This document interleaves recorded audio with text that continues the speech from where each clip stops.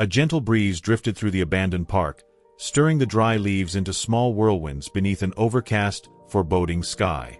In a quiet corner near her, Francesca's young son, Luca, only 3 years old and born without sight, played softly under the watchful presence of his mother. The park, hemmed in by a thick forest, had seemed like a secure refuge for an afternoon escape. Yet in a heartbeat, everything shifted. Luca's mother had been momentarily distracted by a phone call. In that brief lapse, her gaze fell away, and when she looked up again, her heart seized. The child was gone. Panic filled her voice as she cried out, "Luca, where are you?" Unbeknownst to her, the curious toddler had followed a distant sound into the forest, unaware of the looming peril. Alone and vulnerable, Luca began to sense the absence of his mother. His little heart pounded as he called out, "Mom, help!" But his cry was swallowed by the rustling of leaves and the whistle of the wind. As Luca wandered amid the trees with no clear direction, fear began to engulf him. His tiny hands reached out desperately for any familiar sign, yet he found nothing but emptiness. Just when it seemed that the child was utterly lost, a presence emerged unexpectedly. A stray dog, with scruffy fur and deep, perceptive eyes, stepped out from behind a bush. Though lean, the animal moved with a purposeful determination that suggested it was more than an ordinary stray. The dog observed Luca as if understanding the boy's distress. In a low, firm bark, the animal made its presence known. The sound did not frighten Luca. Instead, it brought a surprising sense of reassurance. As the dog drew closer and gently brushed Luca's hand with its nose, the boy felt comfort he had never known before. In a tremulous whisper, he asked, "Who are you?" In that moment, the encounter between Luca and the dog marked the start of something extraordinary. While Francesca roamed the park in frantic search of her son, the stray appeared to have a plan of its own. Luca's fate, it seemed, had come under the guardian watch of this mysterious canine. Though still disoriented and scared, Luca felt the warmth of the dog's breath and sensed a reassuring, protective presence, almost as if the animal was inviting him to follow. The dog emitted a soft whine, as though offering an unspoken promise of safety. Somehow, Luca understood the invitation. "Do you want to help me?" he managed to ask in a trembling voice. With a decisive bark, the dog began moving deliberately, pausing every few steps to ensure that the little boy was keeping pace. Clinging to the trust inspired by the animal's gentle guidance, Luca stretched out his hand and followed the sound of the dog's paws crunching on the earth. Meanwhile, Francesca's desperate calls for her son echoed through the park. Joined by several concerned onlookers, she searched every corner, her heart heavy with guilt and fear. As if sensing the urgency of the situation, the dog suddenly halted, its body stiffening at a rustle from the undergrowth, a crackling of broken branches. Oblivious to the potential danger, Luca continued forward, but the dog positioned itself firmly between the child and the looming threat, emitting a low, protective growl. At that moment, a large deer burst forth from the dense trees. Startled, the animal paused briefly before darting away into the bushes. Once convinced that the immediate danger had passed, the dog returned to Luca, licking his hand gently in reassurance. "What was that?" Luca asked, his voice tinged with both wonder and relief as he sensed the dog's protective actions. Unbeknownst to Luca, a searcher had noticed small footprints on the wet ground, a fragile clue that filled Francesca with hope. She clung to that hope as she followed the tracks. "Luca, are you there?" she cried, her voice breaking with emotion. The dog, upon hearing her call, stopped and let out a loud bark that seemed to answer the plea. Recognizing the sound of his mother's voice, Luca cried out, "Mom!" Although the danger was not yet over, relief surged through both of them. Between them, a narrow stream with unusually swift waters, likely stirred by recent rains, wound its way through the park. Unaware of the peril, Luca had unknowingly approached the stream's edge. Sensing the imminent danger, the dog quickly intervened, positioning itself between Luca and the rushing water. With fur bristling and a furious bark, it alerted Francesca and the rescuers to the threat. Guided by the dog's calls, Francesca arrived just in time to see the animal gently nudge Luca away from the slippery brink. Tears streaming down her face, Francesca scooped Luca into her arms and held him tightly, her whispered thanks a mix of relief and lingering fear. "Thank God, Luca, you're safe," she murmured. Turning to the dog, she knelt down, overwhelmed by gratitude. Thank you. I don't know who you are, but you saved my child. The dog's tail gave a small wag, though its gaze remained distant, as if aware that its mission was not yet complete. Even as Francesca comforted Luca, the dog's alert ears suddenly perked up. It sprang to its feet, and a rustle in the underbrush ahead set its body on high alert. "What is it?" Francesca whispered, clutching Luca close. The dog placed itself squarely between them and the source of the noise, its posture as tense as a drawn bow. Then, with a resounding bark that echoed through the trees, it signaled that it was time to move. Francesca, though terrified, sensed a strange determination in the animal's actions. "Let's get out of here," she whispered, hastening her pace. With Luca still cradled in her arms, she followed the dog through winding forest paths, each step fraught with tension and hope. Behind them, the unmistakable sound of footsteps, echoes of another presence in the forest, kept the sense of danger alive. Francesca peered over her shoulder, but the thick trees concealed any sign of pursuit. The dog, however, continued to growl softly, maintaining its protective stance. Suddenly, from the shadows emerged a man, dressed in dark clothing with a rifle casually slung over his shoulder. He asked in an ambiguous tone, "Is everything all right, ma'am?" Francesca, still trembling, could barely manage a reply. "Yes, we're just trying to leave the park," she finally said, her voice shaky. The hunter's eyes then settled on the dog. "Is that your dog?" he inquired, a curious edge in his tone. Francesca hesitated before answering. "No, but he saved my son." A faint smile played across the hunter's lips, though there was little warmth in his gaze. "It's strange to see a dog like that around here. He might be useful," he remarked. Instantly, the dog sensed the shift in the atmosphere and positioned itself fiercely between Francesca and Luca and the man. The hunter, startled by the dog's protective stance, took a step back and raised his hands in a placating gesture. "I didn't mean any harm," he said, his tone softening. Even so, Francesca's distrust lingered. The dog, unwavering, continued to lead them toward the exit of the woods. As they moved, Francesca's heart began to ease just a little, buoyed by the mysterious animal's determined guidance and the safe light at the park's edge. Luca, now calmer in his mother's arms, whispered with childlike certainty, "Mom, he's an angel." Those innocent words struck a deep chord within Francesca. In that moment, the stray was no longer just an animal. It was a guardian, almost destined to be part of their family. After the tense moments in the forest, Francesca, Luca, and the steadfast stray, whom they began calling Max, emerged onto the main road that led to the park's parking lot. The fading sunlight bathed the path in a warm, golden glow that promised relief. For a moment, the ordeal seemed to have passed. However, the calm was abruptly interrupted. Max suddenly halted, his ears pricked and his body rigid, and he let out a sharp bark in the direction opposite to where they had been traveling. Francesca's heart clenched as she followed the dog's focused gaze. From behind a copse of bushes, a familiar figure reappeared. It was the hunter they'd encountered in the forest, but this time his presence was less threatening. He had set his rifle aside and now held a small flashlight that cast a narrow beam over the scene. In a measured, apologetic tone he said, "I'm sorry if I startled you earlier, ma'am." Yet his eyes quickly shifted to study Max. "Does this dog belong to you?" he asked, his voice carrying an undercurrent of curiosity. Gripping Luca's hand tightly, Francesca replied, "I'm not sure. He saved my son."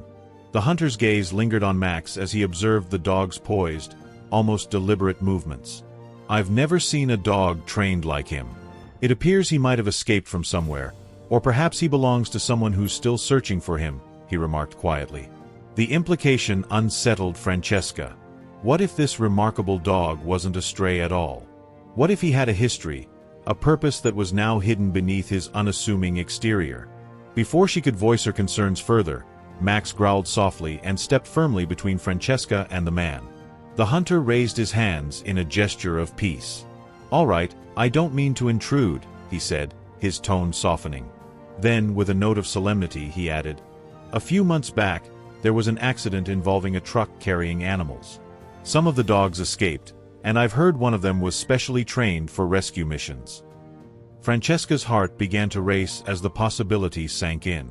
Could it be that this dog, with his intense gaze and deliberate actions, was once part of a rescue team? Even as these heavy thoughts swirled in her mind, Luca, clinging to his newfound friend, declared in a hushed, determined voice, "Mom, he's an angel." The innocent conviction in Luca's words struck Francesca deeply, even as uncertainty clouded her thoughts. Just then, the sound of an approaching car broke the stillness. Its headlights briefly illuminated the scene, and Francesca noticed a man inside who appeared to be searching for something. Almost instantly, Max turned his attention toward the vehicle, barking in alert. The car slowed and pulled over, and a window rolled down. The man's face, illuminated by the soft beam of the flashlight, lit up with a mixture of relief and urgency as he exclaimed, "That's Max!" Confused, Francesca asked, "Max? Do you know him?" The man quickly explained, "Yes, I lost him in that accident. He's the trained rescue dog we've been desperately looking for ever since he vanished." Yet, rather than rush to the man's side, Max stayed with Luca, his loyalty clear as he positioned himself protectively beside the child. The man knelt down, extending a gentle plea, "Max, it's me, come home." But the dog only glanced at him and then, as if making a silent decision, returned to Luca's side. Francesca's heart ached as she realized the conflict unfolding before her. If Max truly belonged to this man, then he had every right to reclaim him. Still, the bond between Max and Luca was palpable, and it was impossible to ignore the sense that fate had chosen this moment for them. In the soft, fading light of evening, an emotional standstill developed. Francesca, the man claiming ownership of Max, and the hunter all stood quietly as if waiting for an answer from the loyal canine. In a moment of pure childlike honesty, Luca reached out his small hand and asked, "You'll stay with me, right? Don't go away." The tender plea resonated with Francesca. Despite the man's claims and the uncertainty that loomed over Max's past, the connection between her son and the dog was undeniable. The man, speaking in a gentle yet measured tone, continued, "I don't want to cause any trouble. Max is a trained dog. He's always been special. If he's chosen to stay with your son, then maybe that's where he's meant to be." He hesitated before adding, "But understand, he's not really a stray. He's been with me for years, and I've been searching for him ever since he disappeared." The words struck Francesca hard. The idea that the dog might have belonged to someone else and yet had found his way into their lives filled her with conflicted emotion. Before further discussion could take place, Max once more signaled his resolve by shifting his attention fully back to Luca, settling by the child's side as if to declare that his current mission was complete. The hunter interjected thoughtfully, "Animals have a way of knowing where they're needed." Perhaps Max sensed that this boy needed him more than anyone else. Francesca knelt down and gently caressed Max's head, whispering, "You're a true hero. I only wish I knew what to do for you." At that moment, Luca wrapped his arms around Max and said firmly, "Mom, he doesn't want to leave. He saved me. He's my friend." The sight of Luca's tearful yet resolute expression brought a surge of relief and sorrow all at once. The man who had identified himself as Max's former owner then offered a solution that neither fully resolved nor dispelled the tension. "Perhaps I can let him stay with you for now, and I'll visit him," he suggested. Clearly, he feels his place is here. Francesca, though still conflicted, found a measure of comfort in this compromise. "I promise I'll take good care of him," she said softly, her voice trembling with both relief and grief at the thought of sharing her son's guardian. As the group finally made their way toward the parking lot, the setting sun cast a comforting glow over the scene. Yet, even this moment of reprieve was fragile. Without warning, Max froze again, ears sharply pointed, and began barking towards the opposite side of the road. Francesca, now more alert than ever, peered in the direction of the bark. Behind a low hedge, a small figure began to emerge. It was the same hunter from earlier, now carrying a small flashlight instead of his rifle. His expression was one of tension tempered by concern. "I'm sorry if I frightened you again," he said in a calm, yet cautious tone. "But does that dog belong to someone?" Francesca's grip tightened as she answered, "I don't know. He saved my son." The hunter examined Max closely.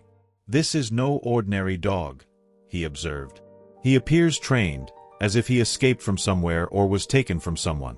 I think he might have been part of a rescue team." Francesca's mind reeled with possibilities, But before she could ask more, Max barked once more, effectively putting a barrier between Francesca and the man. The hunter, now softening his stance, offered his contact information. "If you ever need help or have questions about him, call me," he said. Francesca, still uncertain but comforted by his willingness to assist, agreed quietly, "I promise I'll take care of him."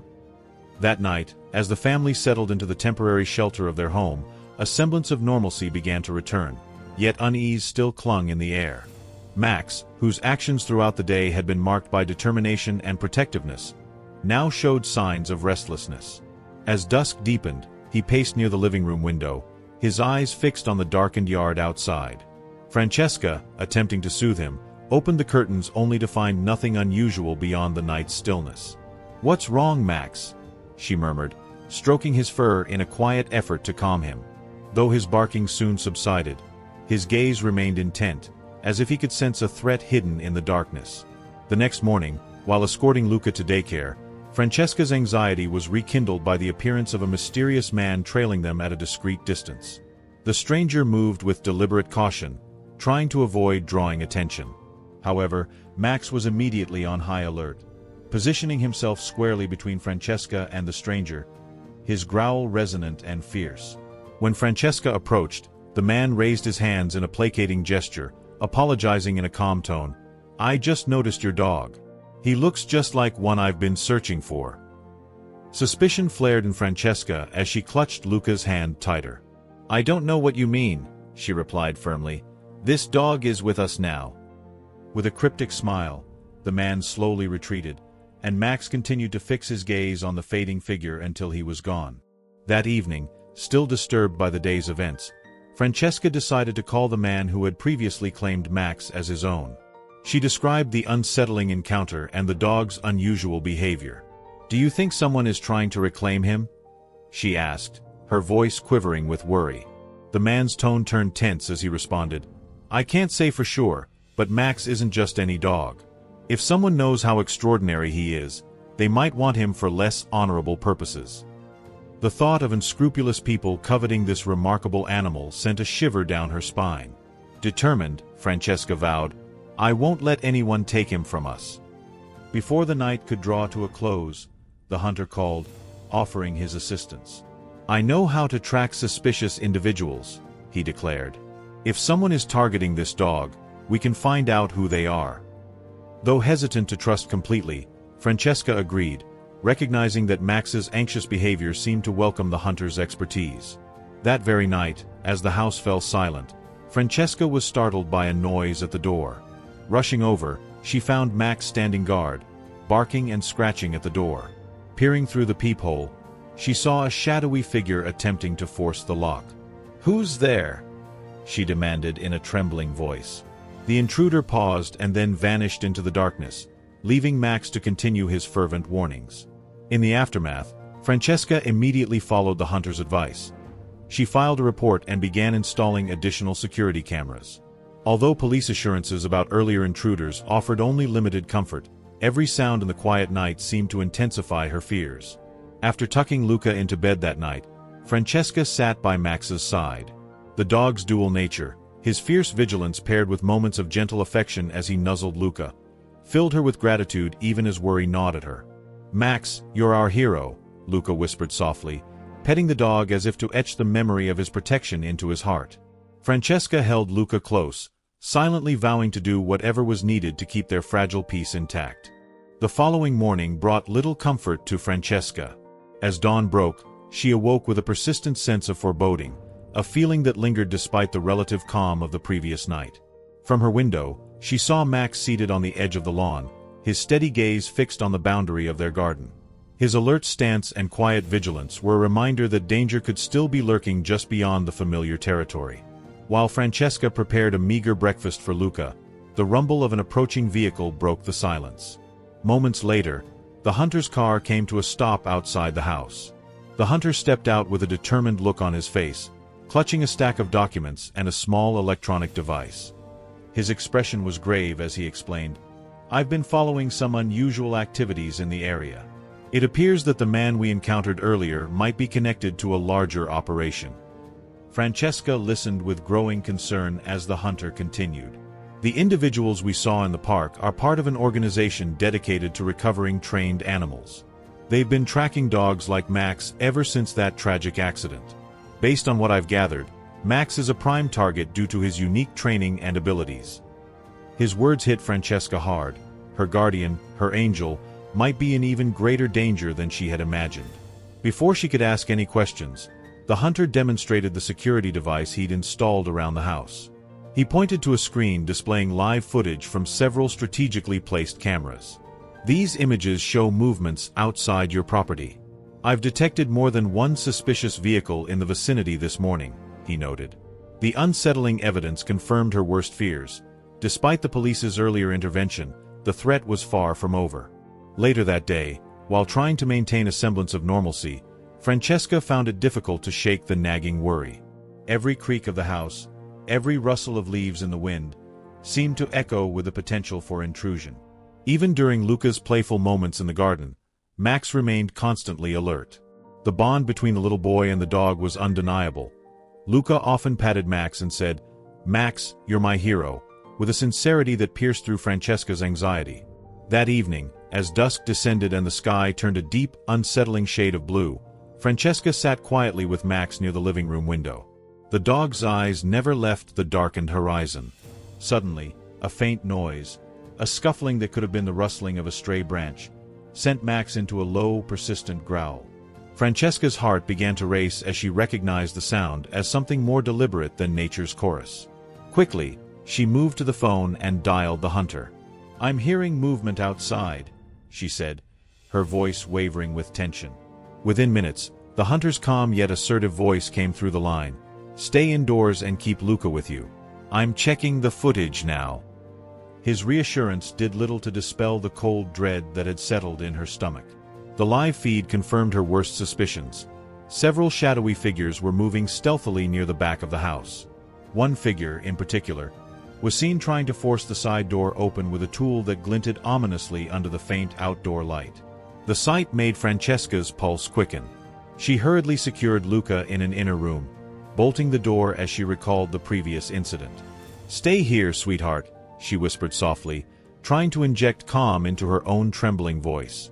Meanwhile, Max had already positioned himself at the door. His posture was aggressive and unwavering, a living barrier between the intruders and his family. The dog's deep, resonant growls filled the air as the intruders, undeterred, applied force to the door. With a loud metallic sound echoing through the house, the door began to yield. In an instant, Max sprang into action. He leaped with a power that belied his lean frame, tackling the first intruder with a force that sent him sprawling to the ground. The other two intruders hesitated, shocked by the dog's ferocity. Their advance faltered momentarily, and just then, the shrill wail of sirens cut through the tension. The hunter's earlier alert had mobilized local police, and within moments, flashing lights illuminated the perimeter. The intruders, caught off guard by the rapid response, attempted to flee but were quickly intercepted and surrounded by officers. From her vantage point at the window, Francesca watched the chaotic scene unfold, clutching Luca tightly. One of the police officers later remarked to the hunter, "That dog practically halted the attack on his own." The sentiment resonated with Francesca, reinforcing the extraordinary nature of Max's loyalty and protective instincts. In the aftermath, as the police rounded up the intruders, investigators discovered several compromising documents in the assailants' backpacks. These documents detailed plans and contacts, linking the group to an international animal trafficking network.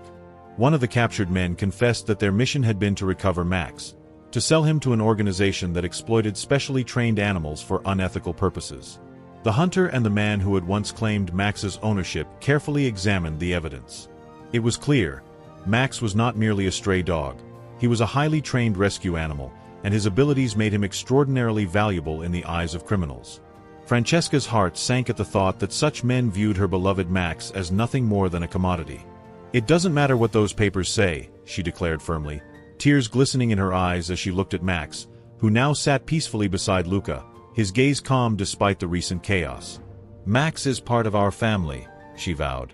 Yet even as she reassured herself, the hunter warned that the threat was far from over. "If this trafficking network is international," he said gravely, they could return with even more force. We must remain vigilant. Over the next several days, the house became a fortress of security.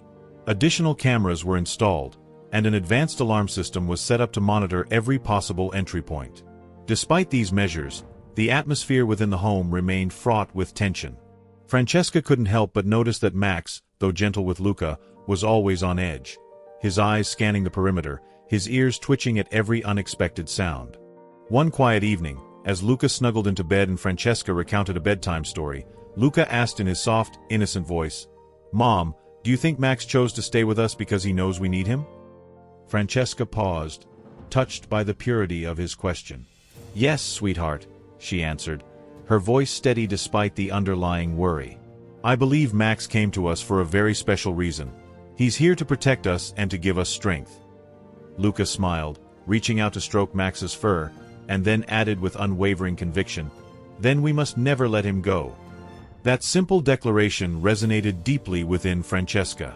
Yet, even as life seemed to settle into a new, cautious normalcy, the threat of the trafficking organization loomed like a dark cloud overhead. One crisp morning, while taking Luca to the park, Francesca noticed a man sitting on a bench who had not been there before. He watched them intently, his expression unreadable. Max, who usually exuded calm in the open air, began to growl softly, a warning that did not go unnoticed by Francesca. Approaching the man cautiously, Francesca asked in a firm tone, "Can I help you?" The stranger looked up and smiled disarmingly. "I'm sorry, I didn't mean to alarm you. My name is David, and I work as a dog trainer. I've heard about Max's story and wondered if I might get a closer look." Although hesitant, Francesca noticed that Max showed no signs of aggression toward this newcomer. With measured caution, she allowed David to approach. David knelt in front of Max, meeting the dog's steady gaze with respectful eyes. "He's incredible," David murmured, softly stroking Max's head. "I've rarely seen such a strong bond between a dog and a family." His tone was warm, and for a moment, Francesca's guarded heart softened. However, her concern persisted. "Why are you here?" she asked, keeping her voice calm but firm. David explained that he had been contacted by the hunter to offer his expertise. "I know you're worried about Max's safety," he said. "I want to help you learn how to protect him better, and perhaps uncover more about his past." That evening, David spent long hours observing Max's behavior. With careful attention, he analyzed the dog's responses and body language, meticulously noting every detail. After nearly an hour of study, David's eyes widened with realization. "Max isn't just a rescue dog," he said slowly, as if choosing his words with care. "He was trained for extremely delicate missions, likely for search and rescue operations in conflict zones. He's an exceptional animal, and that explains why he attracts so much attention." Francesca felt a mingling of pride and trepidation at David's discovery. On one hand, it was a testament to Max's incredible abilities. On the other, it confirmed that his skills made him a target for those with nefarious intentions. Sitting down beside Francesca, David continued, "What this means is that we must be prepared. Max is a coveted asset for those who wish to exploit his training, yet he's also more than capable of protecting your family. But the risk of being targeted remains real." As the evening wore on, the connection between Max and Luca deepened further. While playing in the garden later that day, Luca tripped and fell. Before Francesca could rush over, Max was already at the boy's side, tenderly licking Luca's face and reassuring him. "It's all good, Mom," Luca giggled, his laughter mingling with the soft panting of Max. "Max always protects me." Francesca's heart swelled with gratitude. She could see that Max was not merely a guardian but a true friend to her son. Even with the heightened security measures and a growing sense of camaraderie among those trying to protect them, the threat from the trafficking network was an ever-present specter. The hunter's investigations and David's expertise had uncovered disturbing leads, a network actively searching for dogs like Max, ready to exploit them for profit. Francesca and her allies, comprising the hunter, David, and the man who had once claimed ownership of Max, began planning additional steps to fortify their defenses. They held quiet meetings in the early hours, discussing contingency plans and the possibility of coordinating with law enforcement to dismantle the network from its roots. Francesca realized that while her primary concern was keeping Max safe, Her family's security depended on a broader strategy. Every new piece of evidence, every furtive movement captured on the security cameras, reinforced the urgent need to balance protecting their cherished companion with the risk his extraordinary abilities attracted. Despite the mounting pressure, Francesca found solace in the small, everyday moments. Even as she double-checked every lock and camera, Luca's laughter and Max's unwavering loyalty provided a fragile but vital source of comfort. That night, as they settled in for another watchful sleep, Luca's gentle whisper echoed through the dim light, "Max isn't just our hero, he's our angel." Francesca clutched her son close, vowing silently that no matter what trials lay ahead, they would face them together. In the days that followed, the atmosphere around Francesca's home grew even more charged with unease. Although the immediate threats had been temporarily repelled, every shadow, every unexplained sound outside, reinforced the sense that danger still lurked just beyond their fortified perimeter. Max continued to stand guard, his eyes alert and his posture tense, as if he alone could sense every subtle shift in the night. One early morning, as a soft drizzle blurred the edges of the waking world, Francesca reviewed the new footage captured by the additional security cameras installed after the previous incidents. The images showed several unidentified vehicles lingering near the property, their headlights barely visible in the mist. Her heart pounded as she replayed the clips, the feeling of vulnerability almost palpable. It was clear that the group targeting Max was not content to remain hidden, they were growing bolder. At breakfast that day, while Luca ate quietly, Francesca's mind was far from the simple task at hand. The hunter and David had visited again, bringing with them further insights and a renewed sense of urgency. The hunter spread out a series of maps and documents on the kitchen table, his voice low and serious as he explained, "Our intelligence indicates that the trafficking network is reorganizing. They're planning something bigger, and they seem to be coordinating their moves to capture dogs with specialized training." His eyes, dark with concern, met Francesca's. "Max, with his exceptional abilities, is their prime target." David nodded in agreement, adding, "I've spent long hours analyzing Max's behavior. His responses are consistent with a dog who has been conditioned for high-stakes rescue operations, qualities that make him invaluable to both heroes and criminals alike. We must be prepared for their next move." The weight of their words pressed heavily on Francesca. The thought that her beloved Max could be snatched away by those who saw him merely as a commodity was unbearable. That very afternoon, while Francesca tried to resume normal activities, the tension in the house was almost tangible. Every creak of the floor, every gust of wind against the window, set her nerves on edge. Luca, sensing his mother's anxiety, clung to Max even more. The little boy's trust in his four-legged guardian was unshakable. He would often say, "Max protects us," with a conviction that both comforted and pained Francesca. As dusk approached, the family gathered in the living room for a brief moment of respite. The soft glow of the table lamp did little to alleviate the oppressive sense of anticipation that had become a part of their daily life. It was then that the phone rang sharply, slicing through the hushed tension. Francesca answered, her voice trembling as she listened. On the other end was the hunter, his tone urgent. "There's been movement at one of the nearby checkpoints. I believe our adversaries are making their move." He urged her to keep Luca indoors and warned that they might soon be faced with a renewed threat. Minutes later, while Francesca sat by the window with Max at her side, a sudden commotion outside jolted her from her thoughts. The security alarm had been triggered again, this time by an unexpected breach near the back gate. With a deep breath, she rushed to the monitor. The live feed revealed two dark silhouettes approaching the fence, moving with a deliberate, almost rehearsed precision. Francesca's heart raced as she dialed the hunter immediately. "Stay inside, Luca. Lock the doors," she instructed in a hurried whisper, her eyes glued to the screen. The hunter's calm voice reassured her that help was on the way, but the image of those figures, moving so purposefully in the gloom, haunted her. It was not long before the intruders attempted to breach the fence, their tools clinking ominously in the darkness. At that moment, Max reacted with lightning speed. He bolted from his post at the window and positioned himself directly in front of the area where the breach was occurring. His low, menacing growl was a stark warning, echoing through the silent night. The intruders, clearly caught off guard by the dog's ferocity, hesitated as Max's barks intensified. In the midst of the confusion, a shout came from outside, the sound of approaching vehicles as the hunter's team and local police mobilized once again. Within minutes, the commotion escalated. The intruders, realizing that their plan was unraveling, began to retreat, but not before one of them managed to kick at the fence. The impact sent a tremor through the structure, and for a heartbeat, Francesca feared that their fragile barrier would give way. However, Max remained steadfast, his presence a living shield protecting the home. When the police finally arrived, the intruders scattered in panic. Officers secured the perimeter, and as Francesca watched from the safety of her living room, one of the officers commented to the hunter, "That dog's courage is extraordinary. He really held them off." Despite the relief, Francesca couldn't help but feel that this incident was only a precursor to a larger, more dangerous confrontation.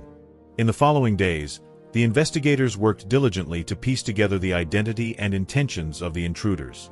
Among the confiscated items were several documents, detailed plans, coded messages, and even contact information that confirmed the involvement of an international animal trafficking network. One of the apprehended men, under intense questioning, admitted that their mission was not only to capture Max but also to gather other specially trained animals to sell to the highest bidder. The revelation sent a chill down Francesca's spine. The notion that such a ruthless network existed, and that her home might be their next target, was almost too much to bear. The hunter and David convened with Francesca in what had become a makeshift war room in her living room. Maps were spread across the table, along with photographs of the intruders and copies of the recovered documents. "We're dealing with professionals," the hunter explained gravely. "They've been at this for a long time, and they know exactly what they're after." David added, "Max's unique training makes him an asset to rescue teams, but it also makes him a prize for those who would exploit his abilities for profit." In the midst of these grim discussions, Francesca faced the heart-wrenching possibility that keeping Max with her might continue to put her family in danger. The thought of sending him away, a temporary separation that might safeguard him from the clutches of the trafficking network, filled her with sorrow. Yet, every warning from the hunter, every new piece of intelligence, underscored the peril they faced. Max, her loyal guardian, might be their only line of defense against a relentless enemy. Late one night, as a heavy rain pounded the roof and the power flickered ominously, Francesca found herself alone in the quiet of the house. Luca slept fitfully in his room, and Max lay near the front door, ever watchful. Overwhelmed by conflicting emotions, Francesca sat down at the kitchen table, the dim light casting long shadows across her weary face. She pondered the impossible choice: continue to risk everything by keeping Max with her family, or allow him to be placed in a safer environment, even if only temporarily, where he could be shielded from those who sought to exploit him. In a moment of anguished clarity, Francesca realized that her decision would define not only Max's future but also the safety of her son. Tears welled in her eyes as she whispered to the empty room, "I can't lose you, Max. But I also can't risk Luca's life." The burden of this decision was crushing, and in that quiet hour, the weight of responsibility settled over her like a shroud. The next morning, with the rain having subsided to a persistent drizzle, Francesca and the hunter met again to review their options.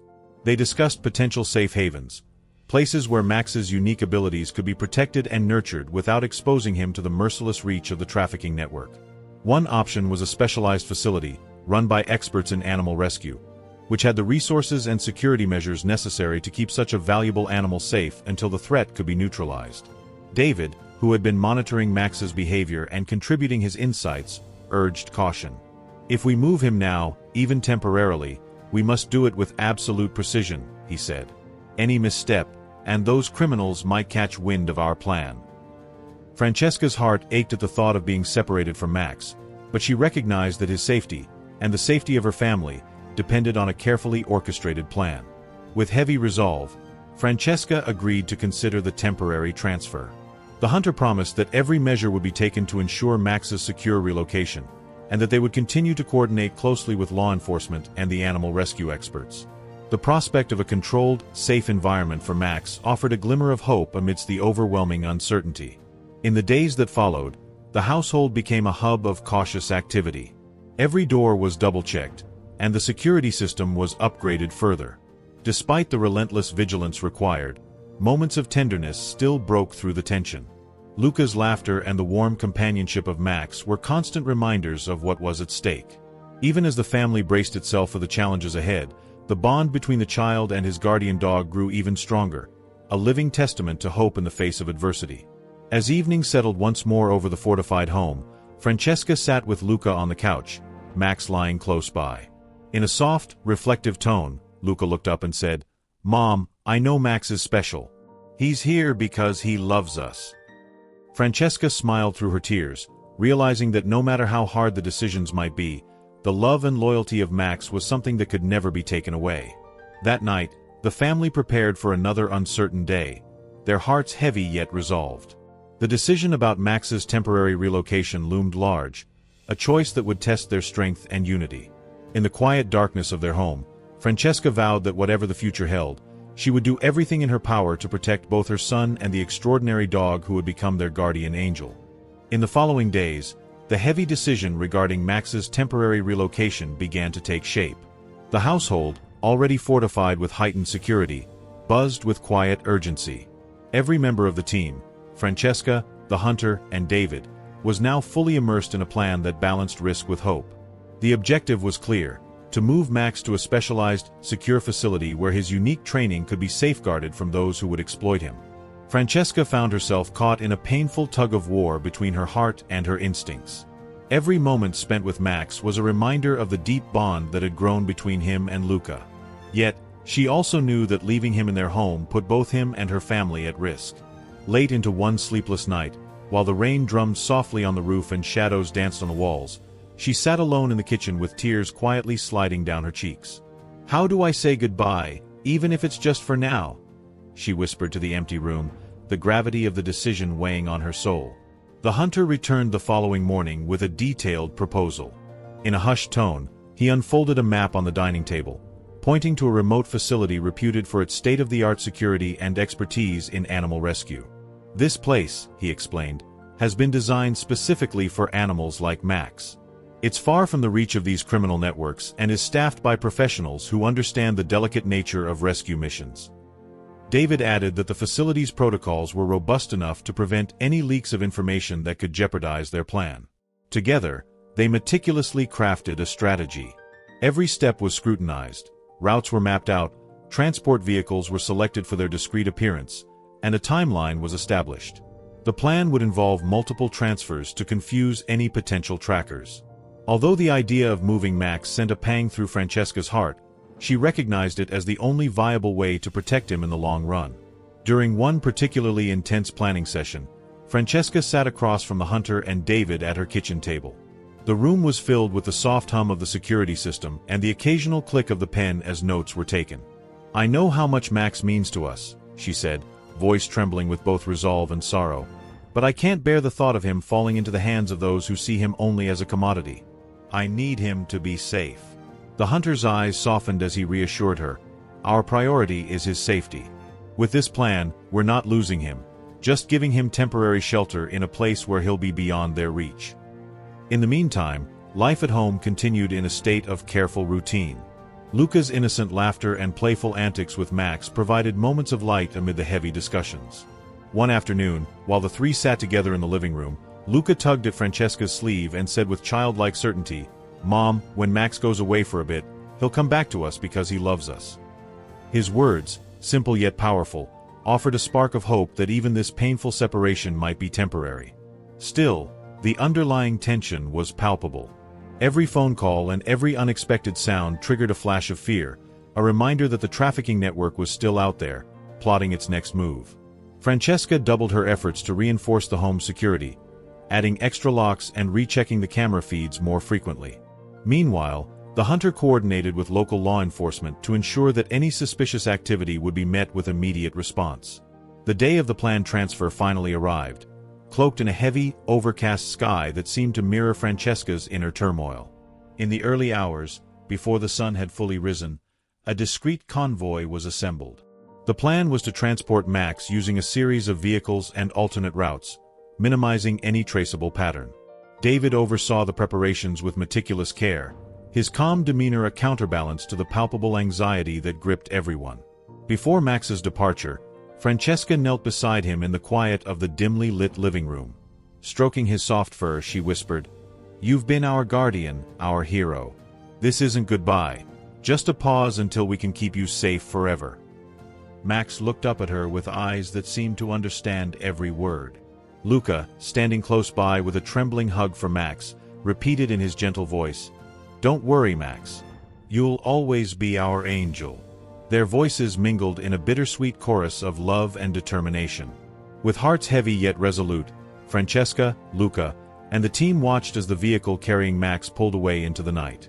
The scene was surreal, a moment filled with both heartbreak and hope.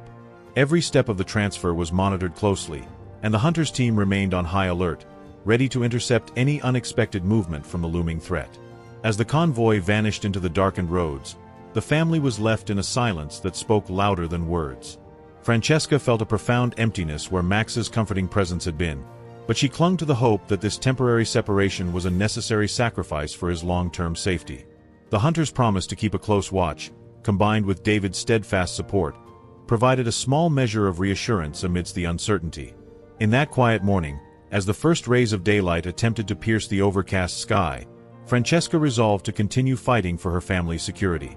The decision, though agonizing, was driven by the belief that love, and the courage embodied by Max, could overcome even the darkest of threats. In the wake of Max's departure, a heavy silence blanketed the home. The vehicle carrying their beloved guardian disappeared into the dim pre-dawn light, leaving Francesca and Luca to grapple with an overwhelming emptiness. Every corner of the house seemed to echo with the absence of Max's reassuring presence. Despite the protective measures now in place and the meticulous plan executed by the hunters' team, the void left by the temporary separation felt like a tangible weight upon Francesca's heart. For several days, the atmosphere within the home was a mix of anxious anticipation and lingering sorrow. Francesca found herself constantly checking the security feeds, her eyes straining to catch any sign of unusual movement. Each creak in the house or sudden gust of wind heightened her fear that the criminals might be one step away from returning. Luca, though young, sensed the change. He would often stand by his mother's side in silence, clutching a well-worn toy as if to fill the gap left by Max. His innocent whispers, "When will our angel come back?" reverberated in Francesca's mind, a constant reminder of the sacrifice they had made for safety. During these long, uncertain days, the hunter and David intensified their investigative efforts. The hunter coordinated with local law enforcement, sharing updated intelligence gathered from additional camera footage and intercepted communications. David, with his unwavering focus, spent countless hours poring over every detail of Max's behavior and the information extracted from the documents recovered earlier. Their goal was to anticipate the next move of the trafficking network, an organization that had proven both ruthless and resourceful. Meetings took place in hushed tones at Francesca's home. In the early mornings, when the world was still cloaked in the soft light of dawn, the hunter would review maps and surveillance data with Francesca. They discussed potential hotspots, routes that the criminals might use, and ways to reinforce their defenses. The hunter's steady voice provided some comfort, though the grim facts were undeniable. The network was international, well-organized, and relentless in its pursuit of trained animals like Max. Despite the mounting tension, Francesca tried to maintain a semblance of normal life for Luca. She took extra care to reassure him during small moments of play, reminding him gently that Max was away only for a while, that his angel would return once it was safe. Yet, every time Luca's eyes lit up at the mention of Max's name or when he drew a picture of their loyal dog, Francesca's heart ached with a bittersweet blend of hope and sorrow. At school, Luca's teachers noticed a subtle change in his demeanor, a quiet intensity that wasn't there before. They remarked on his constant references to his guardian angel, and how he would sometimes speak to an empty chair at lunchtime, as if expecting Max to sit there and join him. Francesca did her best to explain away these oddities, but inside she knew that the absence of Max was affecting the little boy more deeply than words could convey. One particularly overcast afternoon, as rain dripped steadily from leaden skies, Francesca sat at the kitchen table, reviewing a series of emails and updates from the hunter. The messages were filled with technical details, geographical coordinates, potential leads, and the names of individuals under surveillance. One email caught her attention, a tip that suggested a shipment of trained animals was scheduled to be moved through a neighboring region. The message was cryptic but chilling in its implications. It hinted that the trafficking network was expanding its operations. Francesca felt a surge of determination amid her despair. She realized that protecting Max meant not only keeping him safe at the facility but also dismantling the network that threatened him, and potentially others. Later that week, a breakthrough came.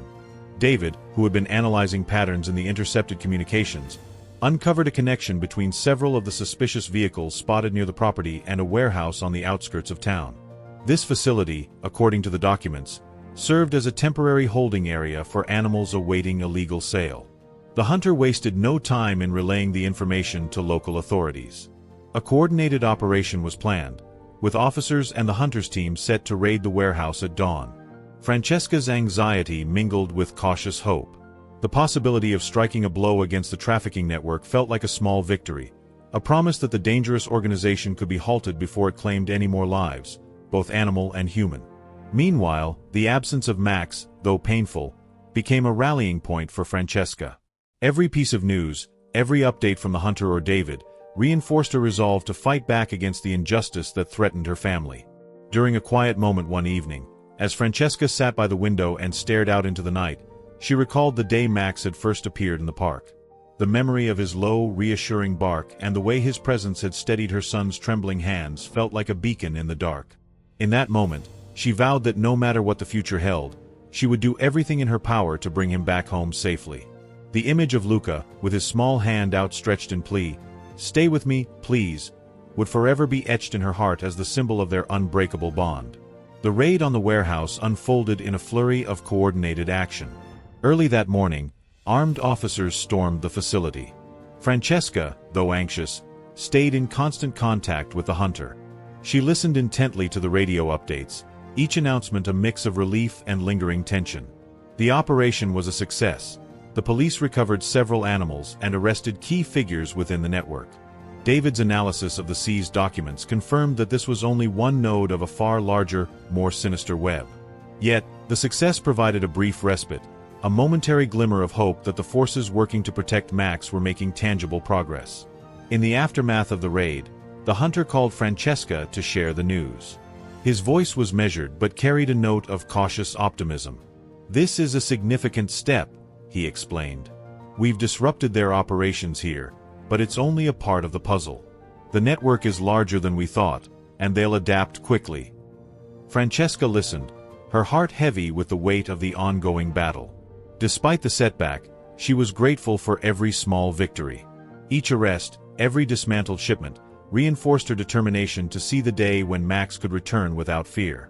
In the midst of these turbulent developments, life at home slowly began to regain a semblance of routine. Francesca started incorporating small rituals to keep the memory of Max alive for Luca.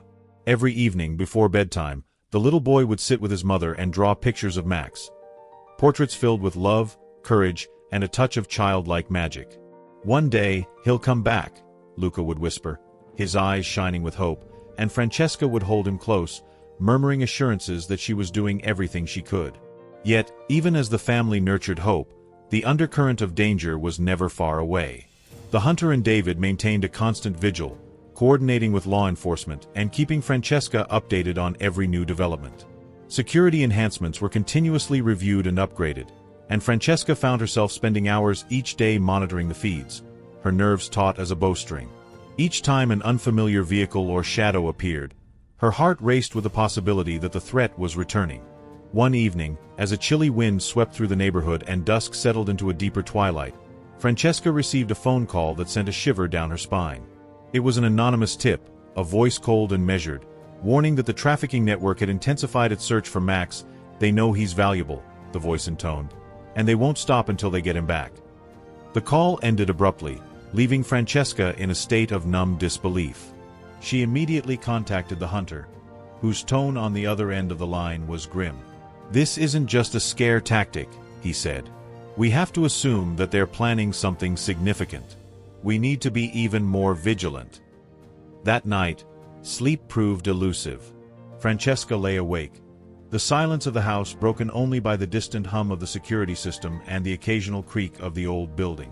She thought of Max, his brave eyes, his protective stance, and of Luca, whose gentle faith in their guardian angel had not wavered even in his absence. The convergence of fear, hope, and determination created a storm of emotions inside her, one that would fuel her resolve for the days to come.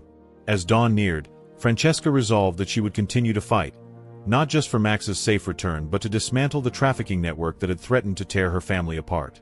The hunters team was preparing for further operations, and David was already analyzing fresh intelligence. In the midst of this all, Francesca found strength in the quiet moments with Luca, whose laughter and innocent questions reminded her that love was a powerful force against even the darkest adversaries. Before the new day fully broke, Francesca made a silent promise to herself. She would not let fear dominate her life. Instead, she would channel her worry into action, working with every ally available to protect her son and the extraordinary dog who would become their symbol of hope. The coming days promised to be challenging, filled with uncertainties and dangers, but also with the possibility of victory. A victory that would not only reunite Max with his family but also send a resounding message to those who sought to exploit innocence and courage. And so, with the soft light of early morning beginning to push back the shadows, Francesca took a deep, steadying breath. Even as the threat loomed large and the battle for Max's future continued, she clung to the belief that love, determination, and unity would prevail. In that quiet, fragile moment, she whispered to the empty room, "Hold on, Max. We're coming for you. And no matter what, we will keep our family safe." In the weeks that followed the raid on the warehouse, the tension around Francesca's home grew ever more acute. The intelligence gathered by the hunters team and David's meticulous analyses revealed that the trafficking network was far from disbanded. Rather, it had shifted its operations, becoming more covert and aggressive in its search for Max and similar highly trained animals. Late one rainy afternoon, as dark clouds roiled overhead, the hunter convened a meeting at Francesca's house. Around a battered wooden table in the makeshift war room, detailed maps and recent surveillance photos were spread out. "Our sources indicate that the network is reactivating several of its cells," the hunter explained, his voice low and resolute. "They are planning another coordinated effort, one that might target multiple safe houses in the region." His finger traced a route on the map that led to several locations of interest. The threat was evolving, and every piece of new evidence confirmed that the enemy was both resourceful and relentless. Francesca listened intently, her heart heavy with worry. Every strategy they devised, every precaution they put in place, felt like a temporary salve for a wound that might reopen at any moment. The hunter's steady assurance and David's analytical insights offered some comfort, yet the fear of losing Max, and by extension, the security of her family, weighed on her relentlessly. That evening, while Francesca sat by the window, the sound of distant sirens and the murmur of urgent radio calls filled the air. An emergency alert had been issued by local law enforcement. A suspected transport vehicle associated with the trafficking network had been spotted near a rural crossroads. The hunters team was mobilizing immediately to intercept it. Francesca's pulse quickened as she imagined the potential danger closing in on her home, even though she was temporarily separated from Max. Luca, sensing his mother's heightened anxiety, clutched his favorite blanket and asked in his soft, uncertain voice, "Mom, will our angel come back soon?" His innocent question tugged at Francesca's heart.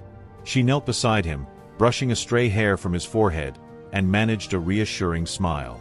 "I promise, Luca, we're doing everything we can to bring him home safely," she whispered, though every word was tinged with the fear of what might come next. Meanwhile, David was in a cramped office at the local police station, poring over intercepted communications. He had uncovered a pattern in the network's movements, a series of coded signals that suggested a major transfer of animals was imminent. The stakes were now higher than ever. "They're not just after one dog," David confided to the hunter in a hushed phone call later that night. "They're aiming to secure a whole fleet of specially trained animals. Max is only one piece of a much larger puzzle." His words resonated with a cold urgency, compelling the team to accelerate their efforts. Back at Francesca's home, the hunter arrived in the dead of night with grim news. "There's been another sighting, this time closer to your area," he said, his eyes meeting Francesca's with an unspoken promise of protection. "We've intercepted plans that suggest a convoy is moving under cover of darkness. They might be targeting our safe zones directly." Francesca's stomach churned at the implications.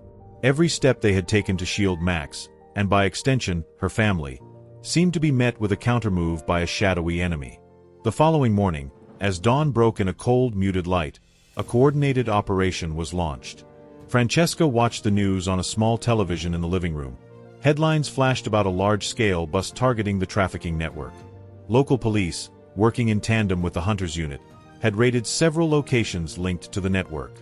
Although the operations were spread out over a wide area, the focus was clear: disrupt the enemy's ability to operate and reclaim any stolen assets.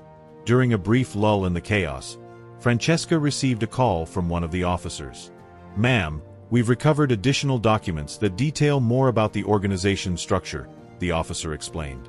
"There are names, financial transactions, and even future plans laid out. This could be the break we need." For a moment, a glimmer of hope pierced the cloud of fear. If they could dismantle this network piece by piece, perhaps Max, and others like him, would finally be safe. Despite the outward calm the operation might suggest, Francesca's nights were still restless. Each time the phone rang or an unfamiliar shadow passed by the window, her mind raced with worst-case scenarios. Yet, in these dark moments, she drew strength from the memory of Max's steadfast loyalty and Luca's unwavering belief in their guardian angel. Their bond was a beacon amid the encroaching darkness, a reminder that even when separated, love and courage could forge a path through adversity. That night, as a soft drizzle once again blurred the city lights, Francesca sat with Luca on the worn sofa, wrapped in a shared blanket. "Remember, sweetheart," she murmured, "every challenge we face brings us one step closer to bringing our angel home." Luca nodded solemnly, his wide eyes reflecting both fear and hope. In that quiet embrace, amidst the uncertain future and the relentless threat of a ruthless enemy, Francesca resolved to fight with every ounce of strength she possessed. The battle was far from over, but as long as they stood united, there was hope for a brighter tomorrow. As the days turned into weeks, the relentless pressure from the trafficking network escalated further. The intelligence reports became more alarming. Intercepted messages and fresh surveillance data painted a picture of an enemy regrouping and planning a large-scale operation. Francesca's home, once a symbol of tentative safety, now felt like a fortress under siege. Every new alert on the security monitors, every unusual sound outside, served as a constant reminder that danger was circling ever closer. Late one evening, as rain tapped steadily against the windows and the wind whispered through the trees, the hunter convened an urgent meeting with Francesca and David in the living room, now their makeshift command center. The air was thick with tension as the hunter spread out additional maps and lists of suspected cell locations. "We've identified several new hotspots," he explained, pointing to clusters of coordinates that suggested more clandestine operations in the region. "The network isn't just targeting Max anymore, they're expanding their reach, trying to secure every trained animal in the area." David, his voice low and measured, added, "We believe this is a coordinated attempt to consolidate their assets. The pattern indicates that they plan to move a large number of animals in one operation. This is our chance to hit them hard before they can regroup further." His words were both a warning and a call to action. Francesca felt her resolve harden as she absorbed the gravity of the situation. The prospect of a major enemy operation made her pulse race, but it also ignited a fierce determination to protect her family at all costs. Even though the pain of Max's absence was still raw, the idea of striking back against the organization offered a spark of hope. She knew that dismantling this network was the only way to ensure a future free from constant fear. That night, while the storm raged outside, Francesca found herself unable to sleep. Instead, she sat at her kitchen table with a notepad, jotting down plans and contingencies discussed earlier. Memories of Max, his unwavering loyalty and the way he had guarded Luca with such ferocity, filled her with both sorrow and inspiration. She recalled Luca's innocent words from previous days, "Our angel will come back," and resolved that they must do more than just wait for his return. In the following days, local law enforcement, working closely with the hunters team, initiated a series of preemptive raids in the identified hotspots. The operations were swift and precise, coordinated strikes intended to disrupt the trafficking network supply lines and seize critical evidence. In one operation, officers recovered several vehicles loaded with cages and transport equipment, while in another, a cache of documents revealed detailed plans for a major future transfer of animals. The impact of these raids rippled through the criminal network, and there were signs that the enemy was scrambling to adjust their plans. Yet, even as small victories were claimed by the authorities, Francesca couldn't shake the constant anxiety that hung over her home. Every time the phone rang or a shadow moved near the perimeter, she braced herself for the worst.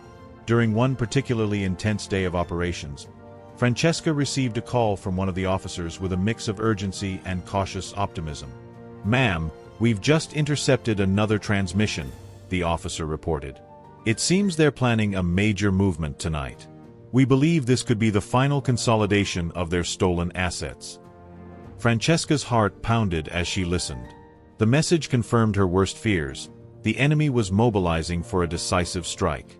That evening, as dusk fell and the sky darkened with impending storms, Francesca gathered with the hunter and David one final time.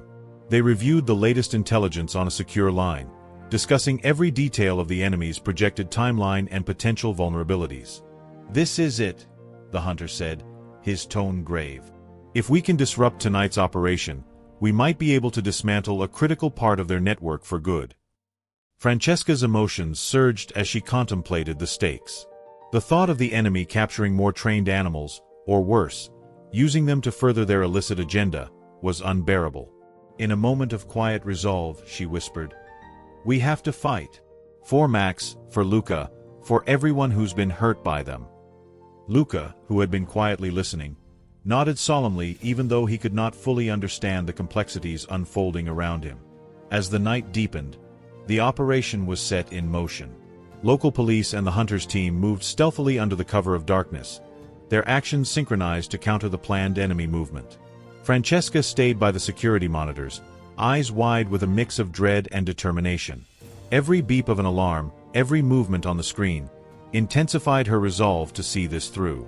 Outside, the storm broke with fierce intensity. Rain and wind battered the area as teams converged on multiple targets. In the midst of the chaos, communication crackled over radios with updates and urgent commands. The coordinated effort began to yield results. Vehicles were intercepted, key figures were detained, and several shipments of stolen equipment were seized. Yet, amid the flurry of action, the underlying threat still loomed large, a reminder that the battle was far from over. In the early hours of the morning, as the operation wound down, Francesca allowed herself a brief moment of relief. Though exhausted and emotionally drained, the news that significant parts of the trafficking network had been disrupted provided a fragile glimmer of hope. The hunter assured her that this was a major setback for the criminals, a victory that would reverberate across the network. Yet, as the first light of dawn crept over the horizon, Francesca's thoughts turned to Max. Though he was still away in the secure facility, she longed for the day he would return, a day when their family would be whole and no longer haunted by the threat of exploitation. In that quiet moment, as the storm subsided and a new day began, Francesca clutched Luca close and whispered a promise to herself and to the empty room. "We will win this battle, and our angel will come home." In the tense hours after the dawn operation, a fragile calm descended over Francesca's home. Although the recent raid had disrupted a significant part of the trafficking network, the remnants of fear still clung to every corner of the house. Francesca sat in the quiet early morning light, eyes fixed on the monitor as the hunter and David reviewed the latest intercepted communications. There was a sense that the enemy, although battered, was not yet vanquished. They had retreated momentarily, gathering their forces for another strike. The hunter's voice, steady and measured, broke the silence. "We've intercepted a new transmission.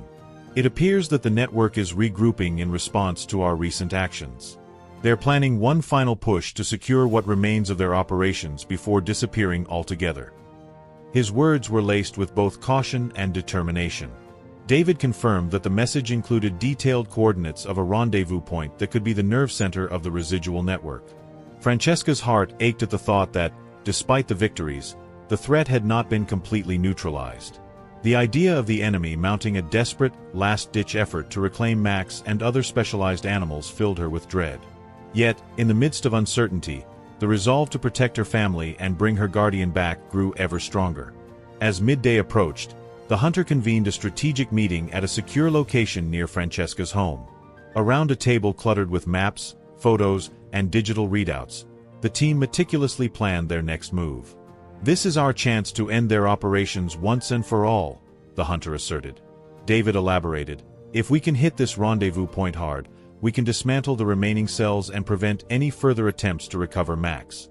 Every detail was scrutinized: the timing, the approach routes, and the need for absolute silence. The plan was audacious, yet the stakes demanded nothing less. Back at home, Francesca tried to maintain a semblance of normalcy for Luca. The little boy, still clinging to the hope that his angel would soon return, spent his afternoons drawing pictures of Max and whispering his promise that our angel will come back to us. Although her heart trembled with worry, Francesca offered gentle reassurances. "We're doing everything to make sure our guardian comes home safely," she would say, though every word was underpinned by the weight of uncertainty. That evening, as the sky shifted to a deep indigo and stars began to emerge, the final operation was set into motion. The hunters' team, coordinated with local authorities, moved silently toward the location identified in the transmission. Francesca and David monitored the live feeds from their makeshift command center with bated breath. Every flicker on the screen, every muted radio call, heightened the tension. The team's objective was clear: strike swiftly, secure the evidence, and sever the network's ability to continue its illicit operations. Inside the targeted building, a nondescript warehouse at the edge of a deserted industrial area, the enemy was caught off guard. In a carefully orchestrated raid, officers stormed the premises. The ensuing chaos was captured in grainy footage: suspects scrambling, voices raised in panicked orders, and the determined faces of law enforcement as they moved in. Amid the turmoil, several key members of the network were apprehended, and a cache of documents and electronic devices was seized. These materials, it was hoped, would provide conclusive evidence to dismantle the organization once and for all. Back at the command center, the hunter's voice came over the radio, tempered with relief yet laced with caution. "The operation is a success. We've taken down the last major cell. The network's infrastructure is in shambles, and we've recovered substantial evidence that will aid further investigations." For a moment, the room filled with a collective sigh of relief, a victory that seemed to tip the balance in their favor. However, the quiet was short-lived. As the team began consolidating their findings, fresh intelligence arrived indicating that some peripheral operatives were attempting to escape. The hunter ordered a swift follow-up, and teams were dispatched to intercept the fleeing suspects. This additional action, though executed with precision, reminded everyone that the battle had been long and arduous, and that remnants of the enemy might still be out there. Later that night, as Francesca sat by the window watching the subdued city lights, her thoughts turned to Max. Though he remained safe in the secure facility, the knowledge that his captors had finally been cornered brought a bittersweet comfort. The ordeal had exacted its toll on her family. Luca's quiet moments of sorrow, her own sleepless nights, but it also steeled her resolve. "We're almost there," she murmured into the darkness. "Soon, our angel will return home." In the hushed aftermath of the raid, the hunter, David, and Francesca convened one final time to review the operation's success and plan the final steps for Max's reintegration. The documents and evidence seized from the enemy not only confirmed that the network's reign was ending but also laid bare the full extent of their operations. It was a hard-won victory, one that promised to restore a measure of peace to their lives. As the night waned and the first hints of dawn began to illuminate the sky, the team's mood shifted from cautious optimism to determined celebration. The network's final collapse had been set in motion, and with it, the long-awaited prospect of reuniting with Max. Francesca felt a quiet surge of hope, a belief that the relentless fight was about to yield its ultimate reward. In that delicate moment between night and day, with the scars of past battles etched into her heart, Francesca whispered a promise to the empty room and to herself: "We will bring our guardian home. Our angel will return, and our family will be whole once more." As the first hints of dawn painted the sky with soft hues of hope, the long and arduous battle finally began to yield its promised reward. The coordinated operation had struck a decisive blow to the trafficking network. With key members apprehended, critical evidence secured, and the enemy's infrastructure in ruins, the remnants of a once feared organization were crumbling under the weight of justice. In the secure facility where Max had been temporarily housed, a palpable sense of anticipation had taken over. For days, Francesca and Luca had clung to every update, every small victory that brought them closer to the reunion they so desperately yearned for. Now, with the final pieces of intelligence in place, the hunter confirmed that the conditions were safe for Max's return. At that very moment, as law enforcement finalized the clearance of the area, a convoy, discreet yet heavily guarded, was set in motion to transport Max back home. The journey, meticulously planned with multiple changes of vehicle and routes to ensure no trace was left behind, felt like a lifeline extended through the dark. Francesca, with her heart pounding in equal measures of relief and apprehension, sat by the security monitor in her living room as the convoy's progress was relayed in real time. Hours later, the awaited moment arrived. The guarded vehicle pulled up in front of their home under the soft glow of a clearing sky. Francesca and Luca rushed outside, their eyes wide with a mixture of disbelief and joy.